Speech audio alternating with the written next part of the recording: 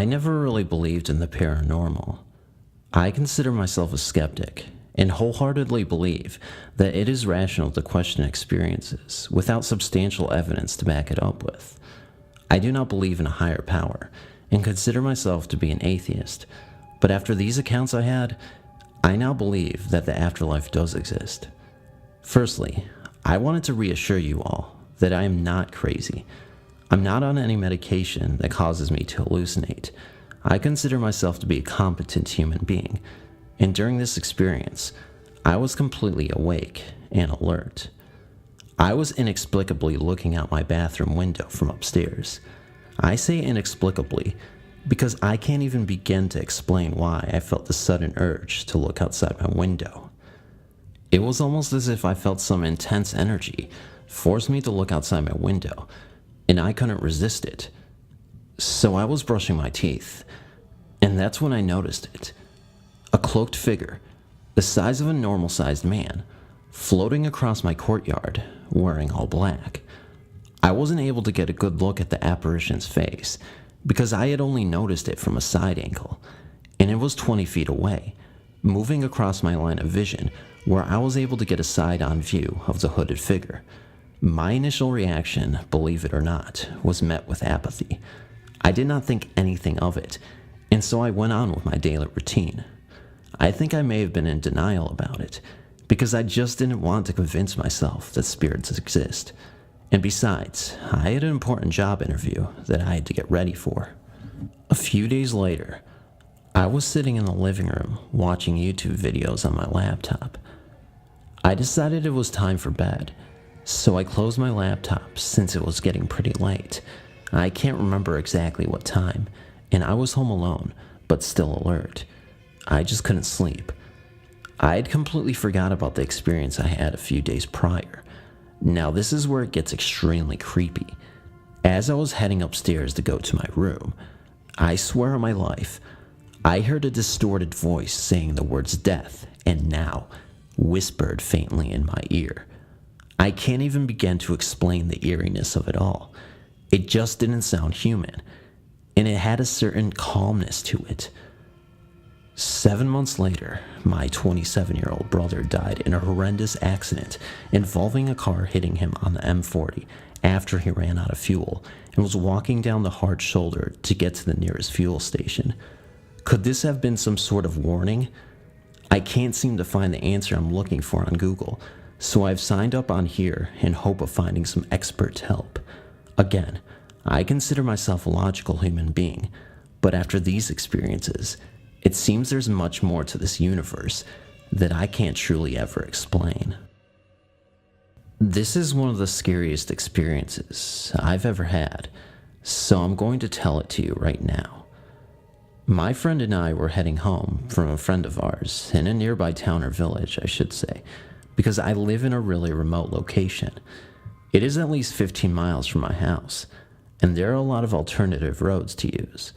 The best roads are the longest, so we figured we could check the GPS to see if there was a quick route, and we saw an alternative road we decided to use, which to all of our surprise, we never heard of because both of us have a very good knowledge of this part of the county. We started the drive, and the first part, we're on a road we knew well, but as we seen on the GPS earlier, the left turn into the unknown was coming ahead. We took the left turn onto a gravel road with no signs on it, and it was heading right into the forest, and we drove for a few miles. Suddenly, asphalt appears in the middle of a timber truck-like road, and thick smog was building up outside. So I was fighting to see the road, and it was getting really cold in the car. We kept on driving longer into the woods, and then, out of nowhere, a lady all dressed in white was standing by the side of the road. She was holding an old washboard and looked me right into the eyes with what looked like black eyes, or very dirty around the area around the eyes. I remember specifically her long white dress and the horror that struck me right away. I wanted to drive 120 miles per hour, but I couldn't drive faster than maybe 20 because of all the fog. So it felt like we drove for hours, which I'm sure wasn't more than 10 minutes. And then suddenly, Fog is clearing up, and we're at a crossroad near a village close to mine. Because of the panic, I couldn't memorize everything properly, and then I drive to my friend's house safe, and dropped him off and got home. Today, we're trying to find this road again to show a couple of friends who didn't believe us, but it is nowhere to be found. We even drove to the same village at the exact same location where we dialed in the GPS, but it did not show that lost road as an alternative. I have always been able to pick up and sense things. It's kind of random. Most things I keep to myself, because in my experience, it makes people uncomfortable. That's another post though. The first time I saw the Hat Man, I was 8 years old, about 1970. I lived with my parents and two sisters. I shared a room with my middle sister. It was late. I knew everyone was in bed and sleeping. I feel this memory like it happened yesterday, and I think thinking about him will open up that part of me that's sensitive to that kind of energy. It's scary. The terror and just the sense of having been watched. The energy or vibe of badness, wrongness, and or just a darkness. Hard to convey the shock that I felt when I knew I wasn't dreaming. I woke up and in the doorway, I saw a man with a long black overcoat, kind of like one of the old Western duster coats. He had on a fedora hat with a large brim. I couldn't see his face clearly. It was in shadow, but the nightlight from the bathroom lit him from behind. He crooked his right index finger, motioning me to him. I blinked, rubbed my eyes, and he was still there. It seemed like he was closer to me then. He was still backlit from the nightlight. I remember looking at him getting closer, closing my eyes, and saying the Our Father prayer. When I opened my eyes again, I didn't see him, but I knew he was still there. The energy or feeling was still there and very strong. I knew I shouldn't have got out of bed or tried to run across the hall, or else he would somehow get me, or so I thought at the time. I don't remember how long I sat there in my bed.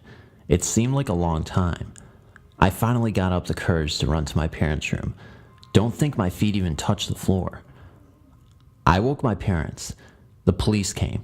The house was searched. Neighbors all on alert. No signs of anything or anyone. I remember distinctly seeing my parents, their friends, grandparents, in little groups huddle up talking, looking at me. I don't think anyone believed me, and they thought I might be incapacitated in some way. It was close to 5 or 6 years before I would sleep alone in a room, much less by myself in a bed. Now all these years later, I've had a few incidents recently that brought it home again. Thanks for reading. After lurking around the site ever since the same age this happened, I finally decided to write out what happened to me 10 years ago. The following experience is my very first paranormal encounter, though not the only one.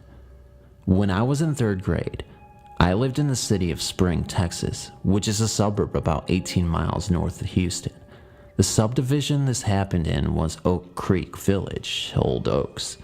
At one corner of the subdivision, near my house, there is a forest, and if you continue along the main path for about 10 minutes, you'll reach a clearing in which there is a small river with a large drainage tube with its mouth open perpendicular to the side of water. A neighborhood friend and his dad showed me how to get there, and I often rode my bike to the location to explore around.